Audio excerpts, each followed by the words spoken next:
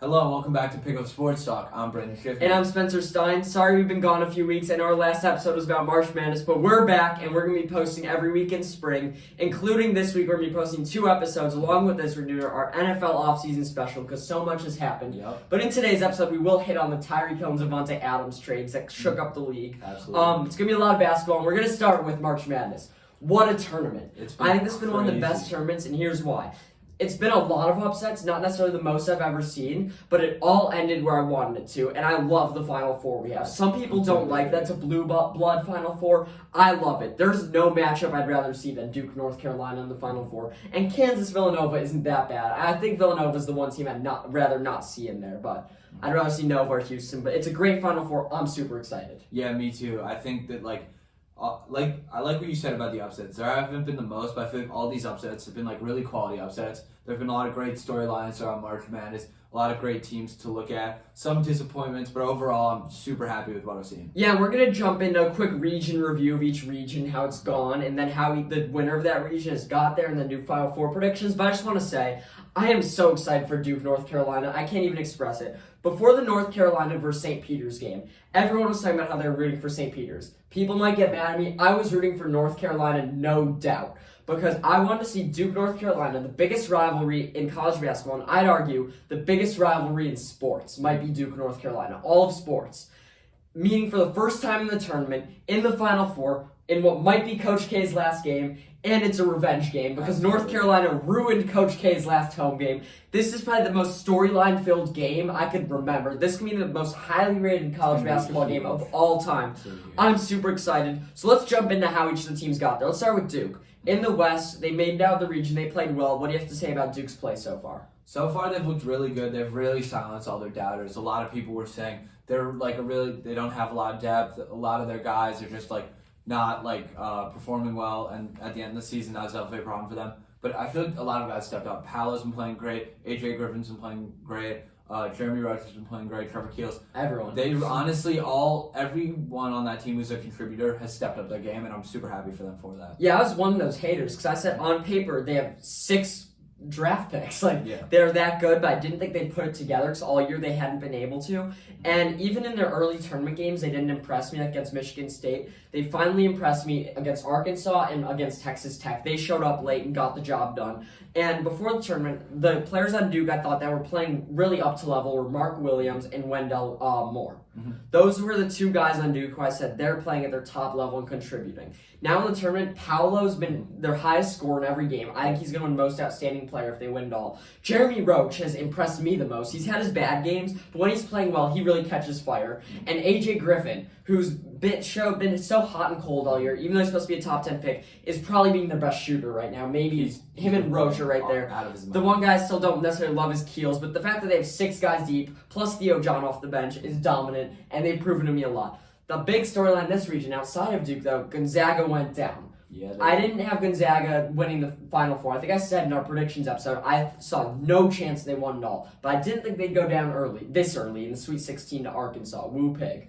So why do you think that happened, and what do you have to say about Gonzaga going down again before winning the national title as a favorite? Honestly, I feel like Gonzaga is one of those programs that from here on out, you've seen over the past 5 or 6 years, they're getting better and better recruits as time goes on.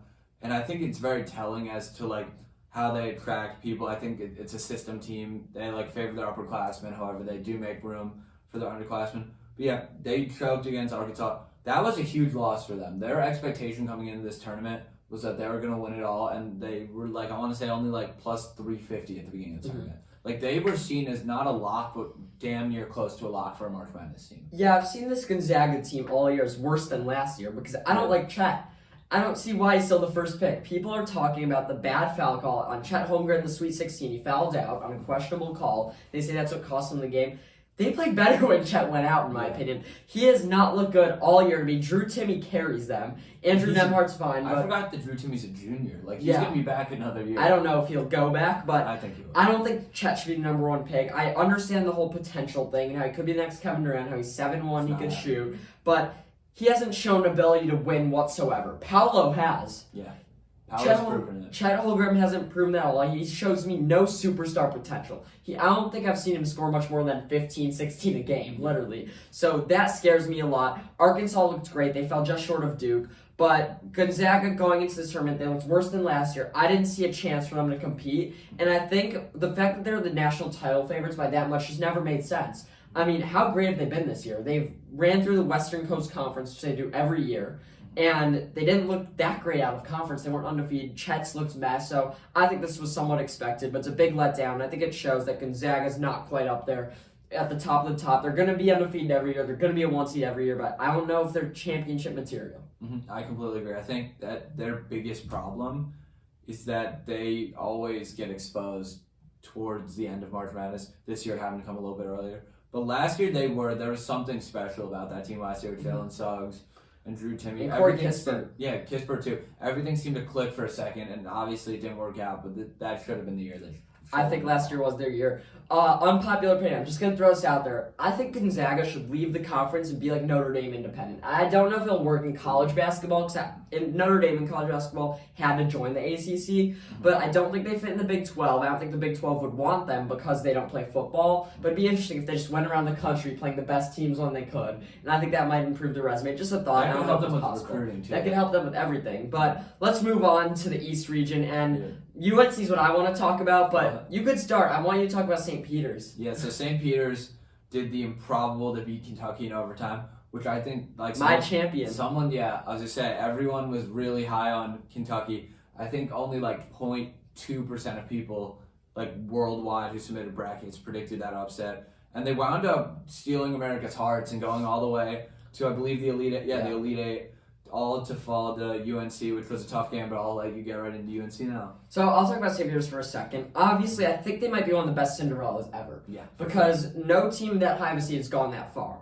But for me, they weren't my favorites. I liked Loyola a lot. I loved Florida Gulf Coast, even though they didn't go as far a bunch of years ago.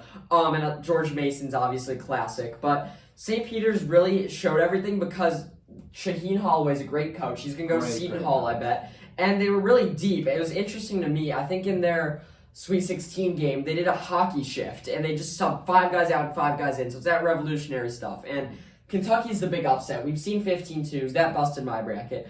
I thought they'd beat Murray State because last year we saw 15 go that far. But it was Purdue that I think encapsulates it. That they beat another great team. And North Carolina just had to end it. I was rooting for North Carolina. And I'm going to talk about UNC right now. I had them going to the Elite Eight in my bracket, as you said, and I had them losing to my champion, Kentucky. That was bad. But I've been saying, I think UNC might be the second best team in this region, and right now I think they might be the best team left in March Madness as an 8 seed. That's a hot take. The Baylor game, it's a joke that so far the Baylor-North Carolina game, in my opinion, has been the best game of the tournament. It was in the second round. It went into overtime. After North Carolina blew a 20-plus point lead, Brady Manick got ejected, but that was an insane game. They overcame that, beat a 1 seed. I had that in my bracket. I had them beating UCLA. And I think Kentucky would have posed a huge threat to them. Maybe Purdue would have. But the fact that they got St. Peter's eased the road, I explained why I've rooted for them. Here's why they might be the best team in this tournament. We were talking about this before. They have 4 players that I genuinely think are stars in March Madness. I'm going to start Armando Bacot's probably the heart of that team. He's the best defender. He's the best rebounder. Everything goes through him.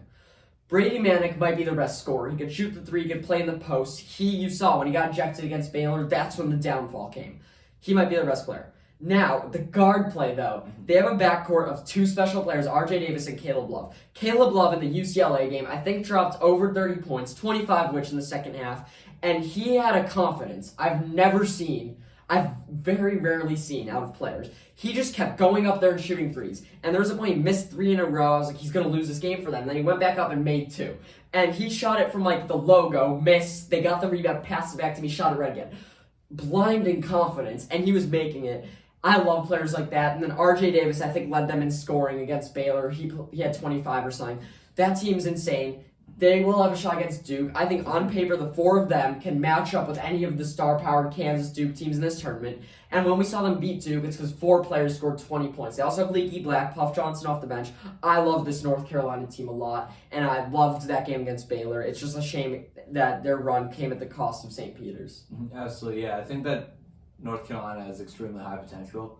I think at their floor, they're definitely not as good as some of the other teams. for example, like I think we'll get to them later. Like Kansas might have the highest ceiling in March just because of like how deep they are as a team. But yeah, that's my one fear for North Carolina. Their ceiling's high, the floor is low. So you need to figure out. But they haven't played at that floor in months. That's true. It's been months of consistency. I think they lost to Virginia Tech, and that's it. They beat Duke, they've beat Baylor, they beat UCLA. They've looked great. UCLA is also a team we like. So that's the East, but I think the overarching storyline that for years is going to be St. Peter's. Absolutely. I think St. Peter's is one of those teams that we'll be talking about in years to come. Yeah, definitely. So let's move on to the South. Villanova made it out. I think this may have been the least exciting region in my opinion. Absolutely. I'm not a Nova guy. I thought Nova was going to get upset early. I still don't love them, especially with Justin Moore out. But let's start with the other exciting part of this region. Houston was exciting. A lot of people said would get upset. They played out of their minds to the lead 8. Arizona went down early. So out of this whole South region, what's a takeaway you had or something that interested you? Honestly, my biggest thing, and you're going to laugh at this, was Michigan making as far as they did. I mean, let's be honest, Michigan's season, like, underwhelming isn't even, like, the half of what you could say. Like, there's so many other words that would better describe it that I'm just not even going to get into right now. And they wound up taking down Tennessee at a 3-seed Tennessee, who a lot of people had winning. Yeah. That was huge. Just to lose to Villanova in heartbreaking fashion. The whole thing was tough for Michigan, but honestly, I'm surprised they got as far as they did, and I'm happy for them for getting as far as they did. Yeah, for me, I loved Houston's run. I think they played with such aggressiveness on the offensive boards, and they almost came back against Villanova. Arizona's still a great team. They just hit a rough patch in their season. It came at the wrong time. They almost lost to TCU. Houston outplayed them. But Villanova's coaching mind, Jay Wright, just shows you how important coaching is in the sport. He's a genius. He's a genius. They've been so consistent. Colin Gillespie's obviously the leader. He was my preseason wooden prediction. That didn't go too well, but he has led them well. And mine didn't either. They're a good team, so we're going to move on from Villanova and talk about Kansas. You want to talk about Kansas being dominant? Yeah. So I went to the Miami-Kansas Elite 8 game. It was in Chicago. Honestly, one of the best college basketball games I've seen in years. Kansas just looks good, man. They're a deep team. Just like off the top of my head, Remy Martin was just handling the ball so well. His jump shot seemed to be cash all night. Agbaji plays the game with a ton of heart. Christian Braun's a real leader out there. And they have a bunch of other guys that are like pretty good. Mitch Lightfoot, their big man play has been really good. But yeah, I think Kansas has a ton of potential, and they've looked really good so far for the entire tournament. So Kansas is the deepest team in this tournament we're meeting. And I really like that. What interested me is they beat Providence in the Sweet 16 with their best player only scoring 5 points. That shows how deep they are. Remy Martin, we had our friend on before the season talking about how good Remy Martin was going to be. And he wasn't good all year, but now he's turned it on. He's playing like their best player right now. If they win it all, he'll probably win most outstanding player. Along with that, Christian Brown's great. McCormick's great. Mitch Lightfoot. They have an abundance of good players. That's good. And they're super well coached. And with Bill Self. Yep. But for me, Kansas wins by process of elimination. They win by not killing themselves and being a good team. And for me, I think they're going to meet Villanova because Justin Moore's out. Villanova's star guard. I think makes that big of a difference.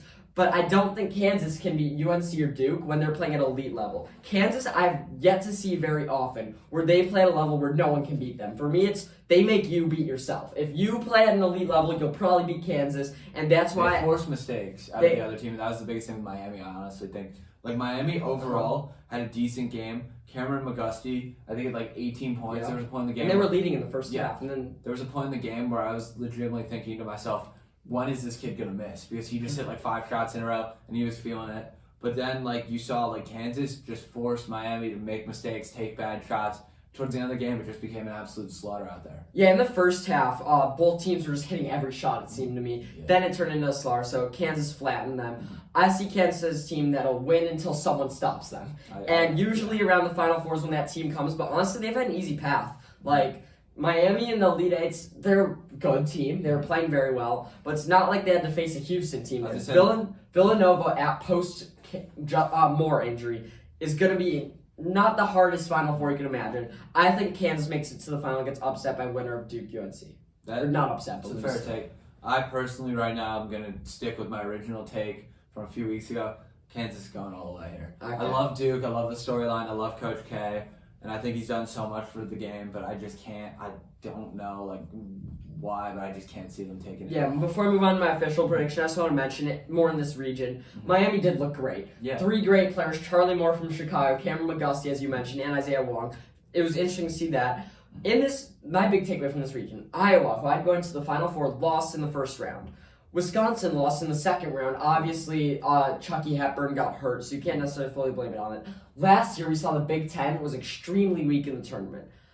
Can we say the Big Ten is very bad in the tournament? We saw Purdue lose to St. Peter's. We didn't see any Big Ten teams in the Elite Eight. Michigan was the only one they made to the Sweet 16. Illinois State too. Yeah, Michigan State lost in the second round. Illinois lost in the second round. Wisconsin, Indiana got smoked in the first. Hate to say it.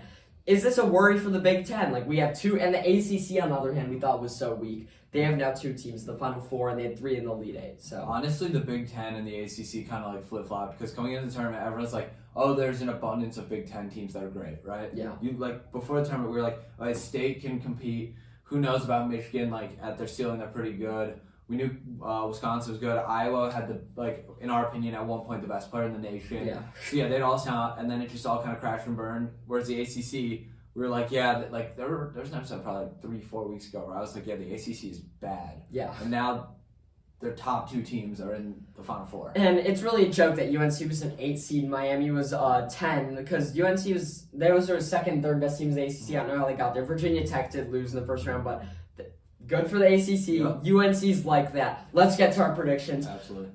Most hyped game on Saturday, UNC versus Duke. Tobacco Road rivalry in the Final Four. Yeah. This is going to be the highest rated game in college basketball history, honestly, or at least in the last 5-10 years.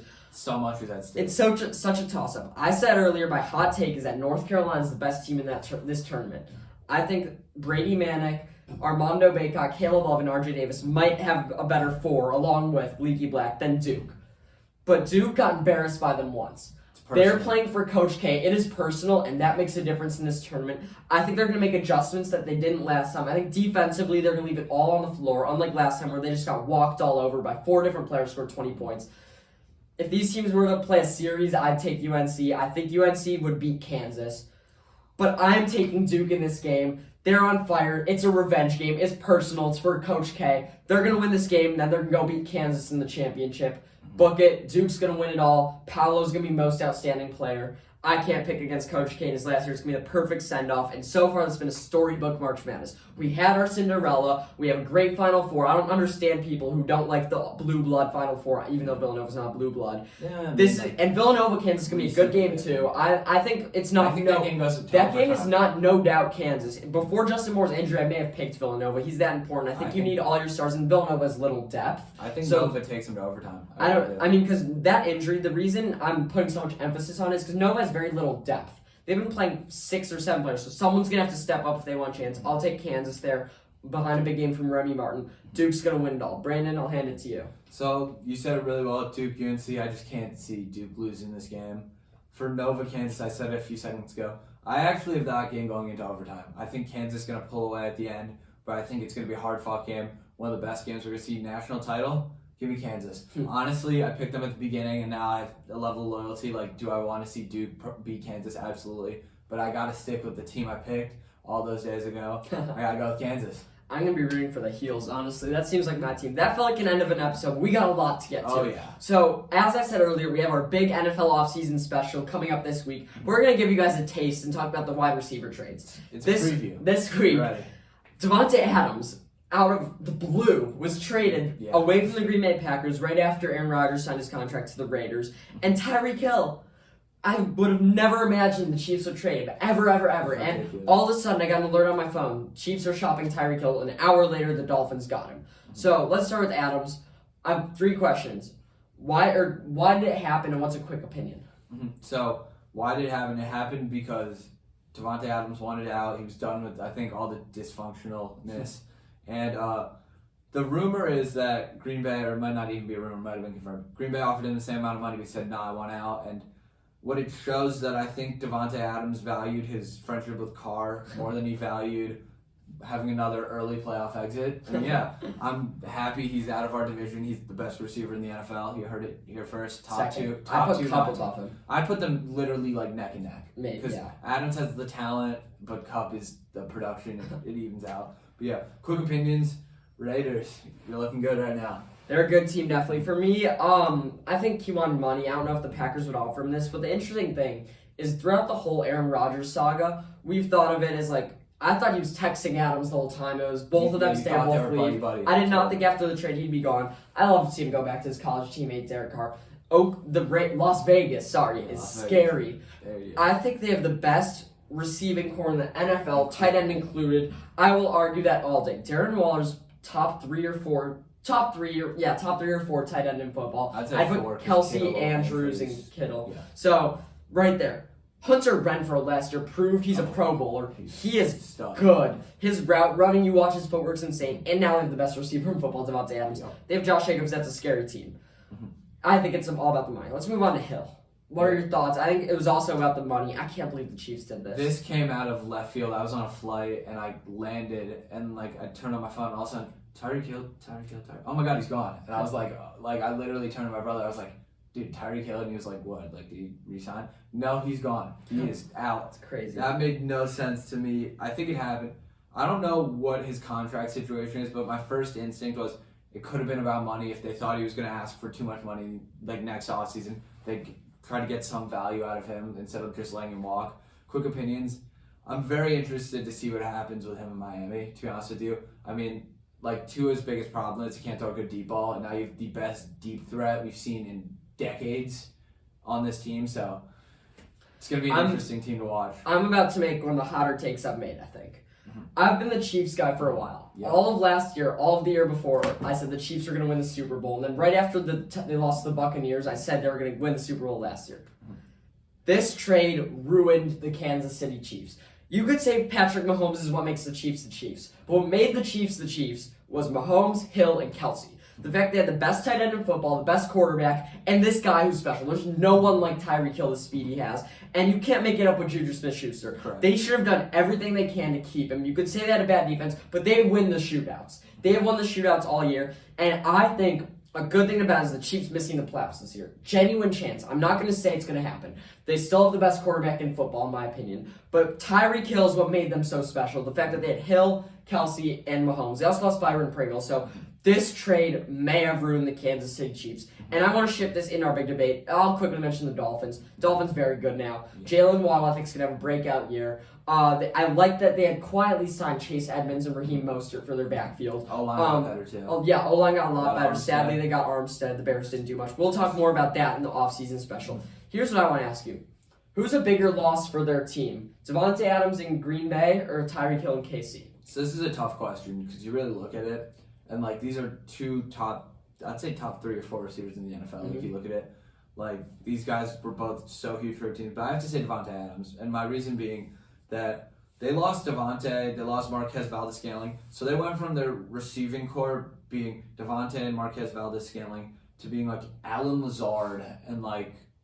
Who even knows? They'll draft someone. But like the point is that like the value above replacement that they lost is crazy, and I don't even think Aaron Rodgers finishes his contract now. Like I think the Green Bay Packers, this was them giving away Devante Adams, is them just calling. They're not giving up. They wouldn't sign Rodgers, the most expensive deal in NFL history. But like, do they really think they're going to compete with? Yeah, they gave away they do. basically half their defense. Zadarius Smith is gone. Who else? I think they definitely think they're going to compete. They wouldn't have signed Rodgers to that deal. They know their division's weak. They're going to try and make it up in the draft. Adams may have been a bigger loss just because they only have one guy and the Chiefs have so many, but I'm going to argue it's the Chiefs. And it's because of what I was saying about Hill making the Chiefs who they are.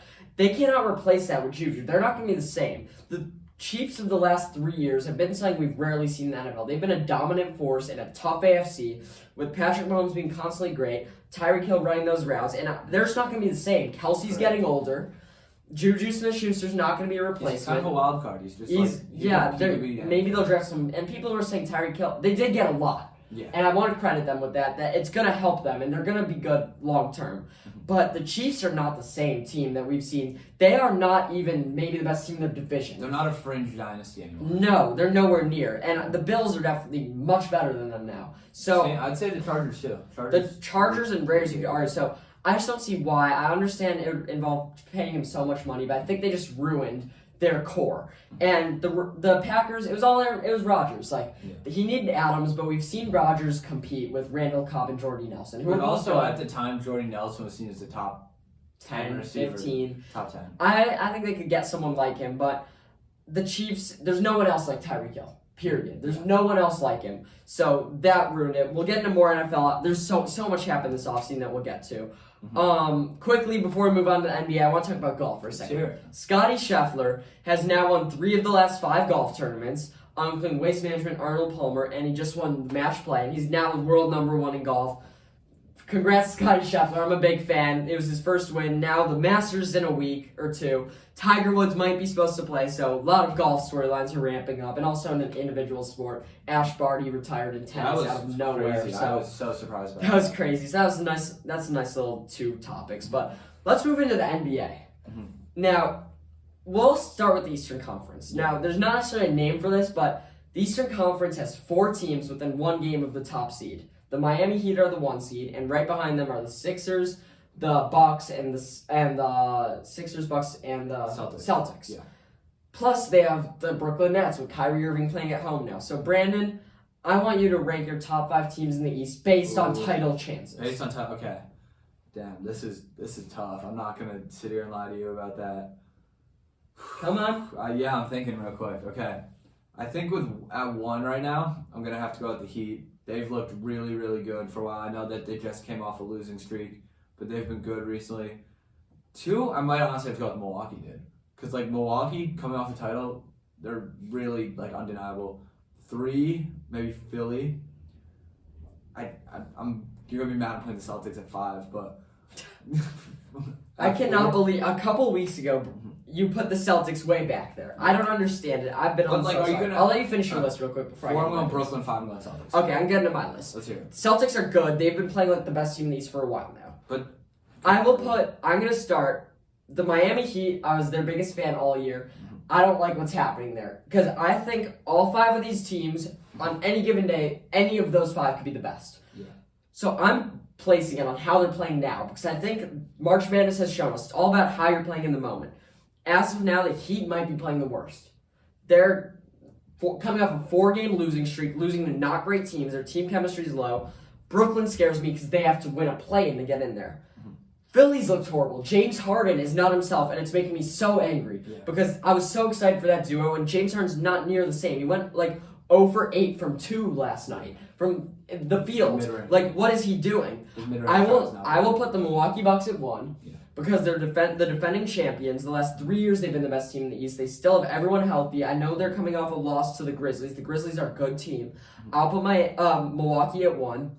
2, I will place the Boston Celtics. How about that? Jason Tatum and Jaylen Brown, they're coming off a 6-game win streak, and they lost last night. They took the Raptors to overtime without Tatum or Jaylen Brown. And the Raptors are a good team, so that proves a lot. And they're playing at an elite level right now. I love the coaching of Ime Udoka.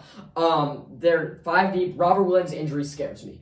That's the reason I wasn't going to put them at 2. I was going to put the Heat ahead of them despite their bad play. I will put the Heat at 3 because they're still the best team. They still have all that chemistry. Brooklyn, I'll put Brooklyn at 4 above Philly. How about that? Even with Joel Embiid, I don't like James Harden's play, and they are going to miss Seth Curry a lot. So Philly's my 5. Here's what I'm going to say. Out of Miami, Philly, Milwaukee, and Boston, all 4 of those teams are going to win their first-round series unless they play Brooklyn.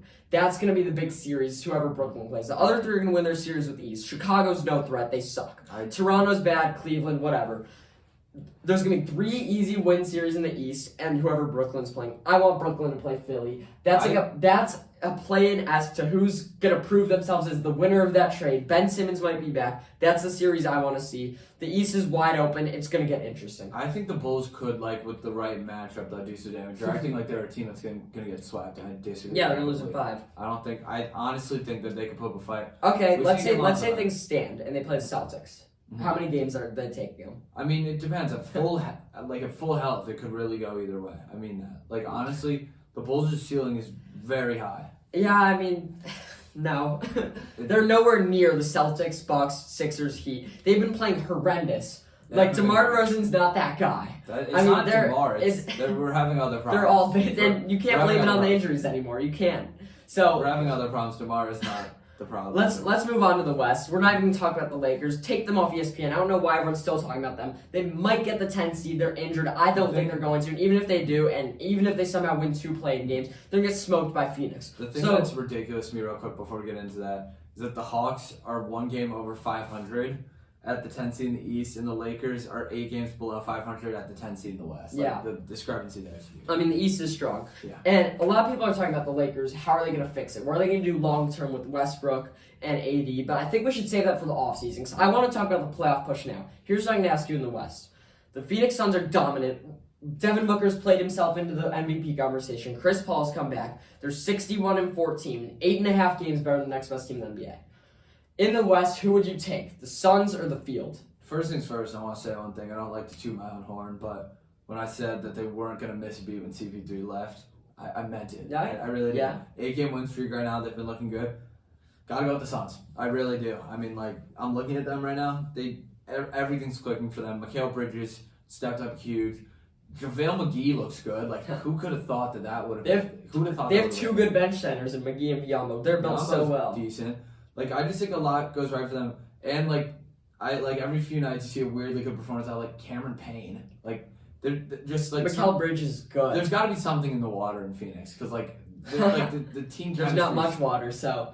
I don't know, but I really love the Suns. I'm taking them to win the title. I can't wait for these finals. Suns against whoever comes out of the East. Doesn't matter. It's going to be good. I'll take the Suns, too. Memphis is good. They might be better without Ja, but they're good. The Golden State Warriors scare me. They've scared me all year. I've been saying for a while now, when we were talking about at the All-Star break, Warriors or Suns, and I picked the Suns, you picked the Warriors. I was saying... No, well... I think it was vice versa. No, I took the Suns, and then after the injury, I too. flipped. But regardless, Yeah. the Warriors, even with Steph healthy, haven't looked great, and there's so many injury questions. Draymond being back helps them, and the Warriors have a chance against the Suns, so do the Grizzlies, but none of the other teams pose a threat. Suns all the way, no doubt. I think they're making the finals. I think they're going to win it all, too. Mm-hmm. This is their year. Yeah, if you look at the individual teams in the West, like, I'll just address, like, a sentence, each team's flaws.